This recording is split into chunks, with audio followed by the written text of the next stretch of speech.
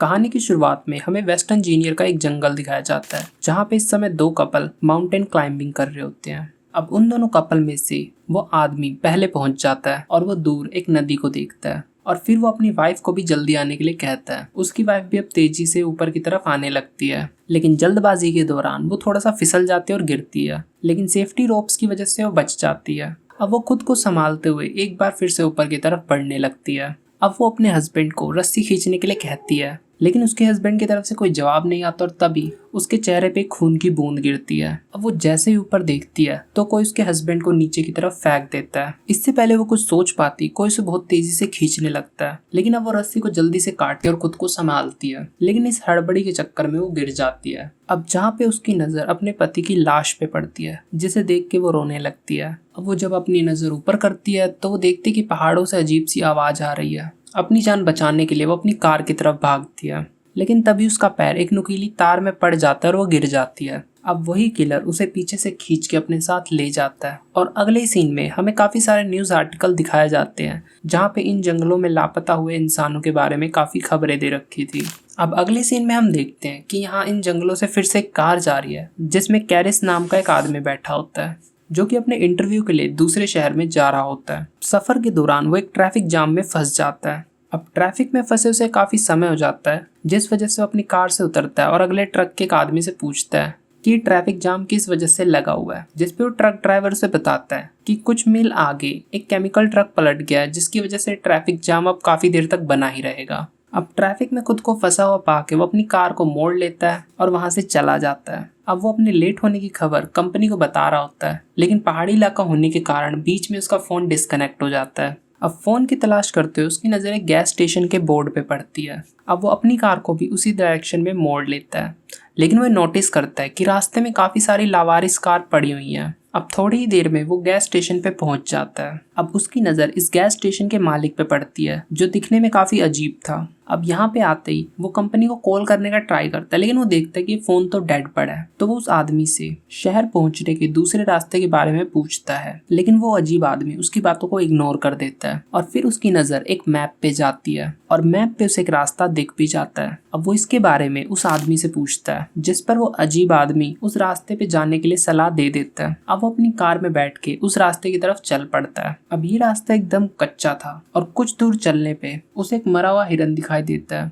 और वो उसे देखता ही जा रहा था और वो डिस्ट्रैक्ट हो चुका था और वो आगे एक कार से टकरा जाता है, लेकिन कैरिस इस हादसे में बच जाता है। लेकिन अब दूसरी कार के मालिक वहां पे आ जाते हैं और वो इसका हाल पूछते हैं। अब कैरिस इस नुकसान के लिए माफी मांगता है और वो कहता है कि मैं तुम्हारे इस नुकसान का भुगतान जल्द कर दूंगा। अब कैरिस इनसे पूछता है कि तुमने अपनी कार ये बीच सड़क में क्यों खड़ी कर रखी थी, जहाँ पे फ्रांसिन जवाब देती है कि किसी ने रास्ते पे ये कांटे वाली तार बिछा रखी थी जिसकी वजह से हमारा पिछला टायर बिल्कुल खराब हो चुका है। अब उसकी एक सहेली पिछले गैस स्टेशन पे जाने की बात करते ताकि वो कॉल कर सके, लेकिन कैरिस उन्हें वहां जाने से मना करता है और फिर सभी अकेला चलने का फैसला करते हैं। लेकिन गाड़ी के पास इवान और फ्रांसिस रुक जाते हैं। अब रास्ते के दौरान उन्हें काफी सारे जानवरों की लाश मिलती है जिन्हें देखने से ऐसा लग रहा था जैसे उन्हें बीच में से फाड़ रखा हो। और फिर कुछ दूर चलने पर इन्हें गाड़ियों के जलते हुए टायर दिखाई देते हैं जिसे देख के उन्हें काफी अजीब लगता है। फिर दूसरी तरफ हम फ्रांसिस और इवान को देखते हैं जिन्हें पास की झाड़ियों से कुछ हलचल महसूस होती है। अब इवान वहां पे जाने लगता है। अब जब फ्रांसिस पीछे मुड़ती है तो वो देखती है कि वहां पे इवान तो है ही नहीं, इसीलिए वो कार से उतरती है और उसे देखने के लिए चली जाती है। और कुछ दूर चलने पर उसे इवान का जूता मिलता है और वो जैसे उस जूते को उठाती है और उसकी नजर थोड़ी सी आगे जाती है, वो देखती है कि वहां पे इवान का कटा हुआ कान पड़ा हुआ है। और तभी उसके पीछे एक इंसान आता है जो उसके मुंह में जंजीर फंसा के उसे मार देता है। और यहाँ दूसरी तरफ हम बाकी 4 लोगों को देखते हैं जो अभी भी पैदल ही चल रहे होते हैं। अब चलते चलते उनकी नजर एक घर पे पड़ती है। मदद मांगने के लिए वो उस घर पे जाते हैं। अब कैरिस उस घर का दरवाजा ठकठकाता है, लेकिन उसे पता चल जाता है कि इस घर में कोई भी नहीं है। अब वो सभी इस घर को अच्छे से देखने के लिए इस घर में घुस जाते हैं। पहले उनकी नजर एक टेबल पे पड़ती है जिसे देखने से ऐसा लग रहा था जैसे यहाँ पे बरसों से सफाई ही ना हुई हो। और दूसरी तरफ वहां पे उन्हें काफी चश्मे और चाबियां भी मिलती हैं। और अब जैसे ही वो फ्रिज को खोलता है तो वो देखता है कि फ्रिज के अंदर ह्यूमन ऑर्गन्स पड़े हुए हैं। और दूसरी तरफ जेसी को वही कांटे वाली तार एक कमरे में पड़ी हुई मिलती है। अब ये सब देख के वो चारों वहां से भागने लगते हैं, लेकिन तभी उन्हें गाड़ी की आवाज आती है। अब कैरिस खिड़की से देखता है कि कोई वहां पे कार से आ रहा है और वो सभी घबरा जाते हैं। इसीलिए वो सब पीछे के दरवाजे से भागने का सोचते हैं, लेकिन वो पाते हैं कि पीछे का दरवाजा तो खुल ही नहीं रहा, जिसकी वजह से वो सभी डर जाते हैं। दूसरी तरफ हम उस किलर को देखते हैं जो घर में एंटर हो चुका है। अब वो सबसे पहले अंदर आके फ्रेंसिन की लाश को जमीन पे पटकता है और अब हम देखते हैं कि कैरिस और जेसी टेबल के नीचे छुपे हुए थे और वो उसकी लाश को देख के बहुत ही ज्यादा दुखी हो जाते हैं।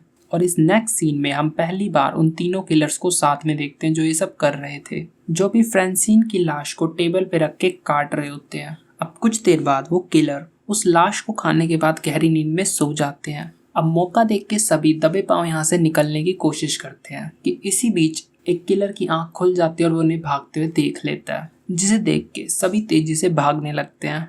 अब वो तीनों किलर अपनी कार में बैठते और उनका पीछा करने लगते हैं।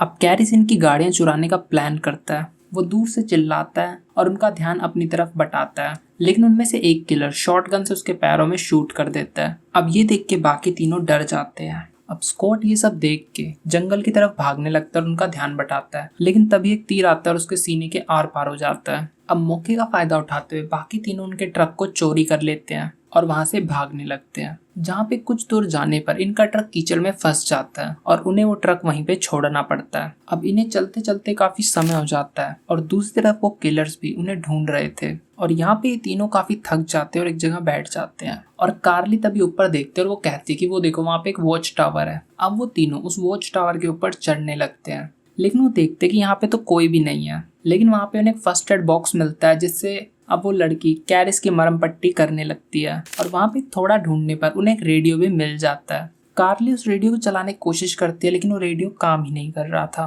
अब कैरिस को नीचे की तरफ से कुछ आवाजें आने लगती है और वो देखता है कि वो तीनों किलर टावर पे चढ़ रहे हैं। अब वो तीनों टाइम को बिना वेस्ट करे अंदर आने वाले रास्ते पे एक भारी बॉक्स को रख देते हैं ताकि वो अंदर ना पाए। अब कुछ देर बाद उन तीनों को सुनाई देता है कि वो तीनों किलर वहां से जा चुके हैं और किस्मत से उस रेडियो पे भी सिग्नल आ चुके होते हैं। और कार्ली उनसे कांटेक्ट करने की कोशिश करती है और उन्हें अपनी लोकेशन बताती है, लेकिन तभी नीचे से वो किलर उस रेडियो की तार को खींच लेते हैं और उसे तोड़ देते हैं और टावर को भी आग लगा देते हैं। अब खुद की जान बचाने के लिए कार्ली एक बॉक्स को उठाती है और उसे विंडो पे फेंक देती है, जिससे कि विंडो टूट जाए। विंडो टूटने पर वो देखते हैं कि नीचे पेड़ हैं और हम उन पे कूद सकते हैं और सभी बारी बारी पेड़ों पे कूदते हैं। लेकिन नीचे वो किलर्स ये देख के वो भी पेड़ों पे चढ़ना शुरू कर देते हैं। वो तीनों बचने के लिए एक पेड़ से दूसरे पेड़ पे जाने लगते हैं, लेकिन वो किलर बीच रास्ते में कार्ली को पकड़ लेते हैं और उसके मुंह पे एक कुल्हाड़ी मारते हैं, जिससे वहीं उसकी मौत हो जाती है। दूसरी तरफ हमें सुबह का सीन दिखाया जाता है, जहाँ पे कैरिस उठता है और तभी उसे अपने पीछे एक कार का शोर सुनाई देता है, जो कि एक पुलिस की कार थी। कैरिस उस कार की तरफ जाता है और उसमें से एक पुलिस वाला उतरता है, लेकिन तभी एक तीर आता है और उसकी आंखों में घुस जाता है। अब कैरिस जल्दी से कार के नीचे छुप जाता है और वो किलर जैसे ही नीचे झुकता है और देखता है कि वहां पे तो कोई है ही नहीं, जिसे देख के वो हैरान हो जाता है। लेकिन दूसरी तरफ उन तीनों किलर्स ने जेसी को पकड़ लिया था। अब जैसे ही वो किलर जेसी को मारने वाला होता है, तभी उसे कार की आवाज सुनाई देती है और वो कार सीधा उसके घर में आ जाती है और उस किलर को आके हिट कर देती है। और कार से उतरते हुए कैरिस एक नुकीली चीज उस किलर के सीने में घोंप देता है। अब कैरिस जेसी को खोलने लगता है, लेकिन पीछे से एक दूसरा किलर आता है और उसे पकड़ के फेंक देता है। अब कैरिस को पिटता हुआ देख जेसी उठती है और एक तीर को उस किलर की गर्दन के पीछे मार देती है। अब वो दोनों बाहर आते हैं। कैरिस एक शॉटगन से उस कार के फ्यूल टैंक में निशाना लगाता है और उसे मारता है, जिससे पूरा घर ब्लास्ट हो जाता है। अब एट द एंड वो दोनों उनका ट्रक लेके वहां से चले जाते हैं और इसी के साथ ये मूवी एंड हो जाती है।